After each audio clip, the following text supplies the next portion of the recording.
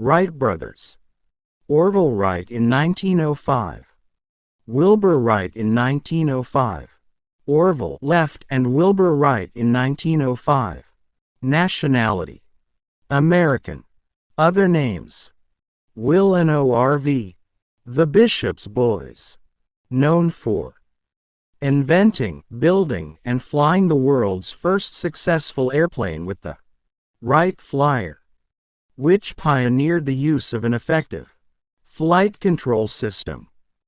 Parents: Milton Wright, Susan Catherine Corner Wright.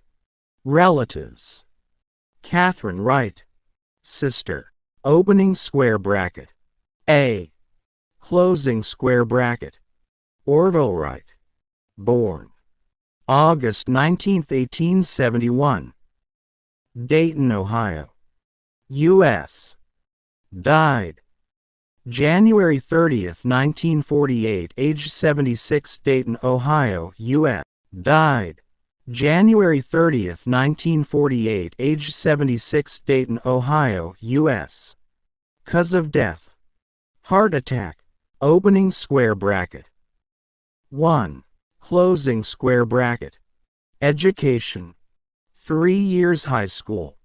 Occupation: printer, publisher, bicycle retailer, manufacturer, airplane inventor, manufacturer, pilot trainer. Signature: signature of Orville Wright.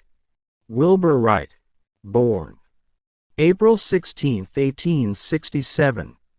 Millville, Indiana, U.S. Died May 30, 1912, aged 45. Dayton, Ohio, U.S. Cause of death: typhoid fever. Opening square bracket. 2. Closing square bracket. Education: 4 years high school. Occupation: editor, bicycle retailer, manufacturer, airplane inventor, manufacturer, pilot trainer. Signature: signature of Wilbur Wright. The brothers' breakthrough invention was their creation of a 3-axis control system, which enabled the pilot to steer the aircraft effectively and to maintain its equilibrium. Their system of aircraft controls made fixed wing powered flight. Craft controls made fixed wing powered flight possible and remains standard on airplanes of all kinds. Opening square bracket. 6. Closing square bracket. Opening square bracket. 7. Closing square bracket. Opening square bracket. 8. Closing square bracket. Opening square bracket. 9. Closing square bracket. Opening square bracket. 10. Closing square bracket. Opening square bracket. 11. Closing square bracket. 183. Their first U.S. patent did not claim invention of a flying machine, but rather a system of aerodynamic control that manipulated a flying machine's surfaces. Opening square bracket. 12. Closing square bracket. From the beginning of their aeronautical work, Wilbur and Orville focused on developing a reliable method of pilot control as the key to solving the flying problem. This approach differed significantly from other experimenters of the time who put more emphasis on developing powerful engines. Opening square bracket. 13. Closing square bracket. Using a small home-built wind tunnel, the Wrights also collected more accurate data than any before, enabling them to design more efficient wings and propellers. Opening square bracket. 11. Closing square bracket. 156. Opening square bracket. 14. Closing square bracket. 228. The brothers gained the mechanical skills essential to their success by working for years in their Dayton, Ohio based shop with printing presses, bicycles, motors, and other machinery. Their work with bicycles in particular influenced their belief that an unstable vehicle such as a flying machine could be controlled and balanced with practice. Opening square bracket. 14. closing square bracket. 169. This was a trend, as many other aviation pioneers were also dedicated cyclists and involved in the bicycle business in various ways. Opening square bracket. 15. Closing square bracket.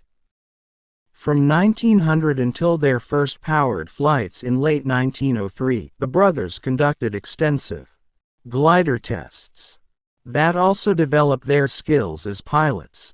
Their shop mechanic, Charles Taylor, became an important part of the team, building their first airplane engine in close collaboration with the brothers. July 27, 1899, the brothers put wing warping to the test by building and flying a biplane kite with a 5-foot 1.5 meters wingspan and a curved wing with a 1-foot 0.30 meters chord. When the wings were warped or twisted, the trailing edge that was warped down produced more lift than the opposite wing, causing a rolling motion. The warping was controlled by 4 lines between kite and crossed sticks held by the kite flyer. In return, the kite was under lateral control. Opening square bracket. 39. Closing square bracket. In 1900, the brothers went to Kitty Hawk, North Carolina, to begin their manned gliding experiments. In his reply to Wilbur's first letter, Octave Chanute had suggested the mid-Atlantic coast for its regular breezes and soft sandy landing surface. Wilbur also requested and examined U.S. Weather Bureau data and decided on Kitty Hawk. Opening square bracket. 40. Closing square bracket. Opening square bracket. 41. Closing square bracket. After receiving information from the government meteorologist stationed there. Opening square bracket. 42.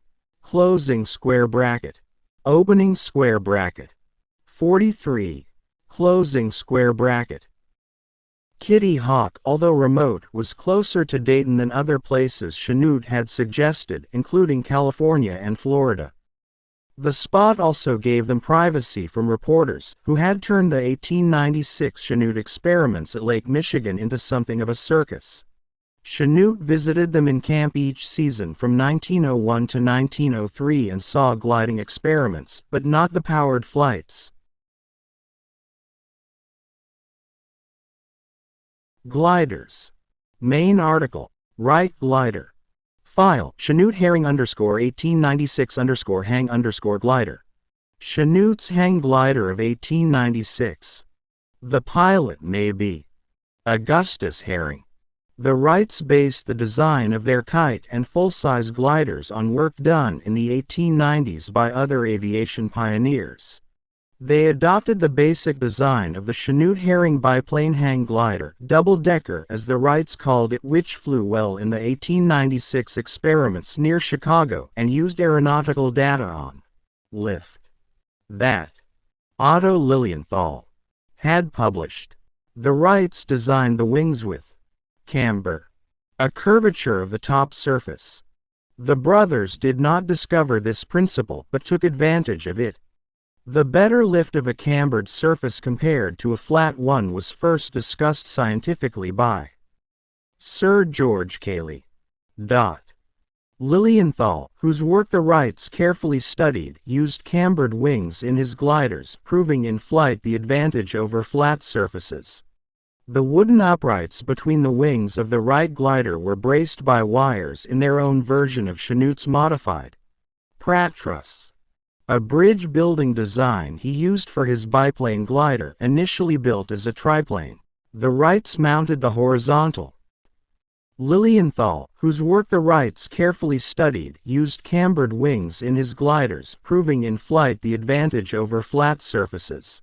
The wooden uprights between the wings of the Wright glider were braced by wires in their own version of Chanute's modified Pratt truss, a bridge-building design he used for his biplane glider, initially built as a triplane.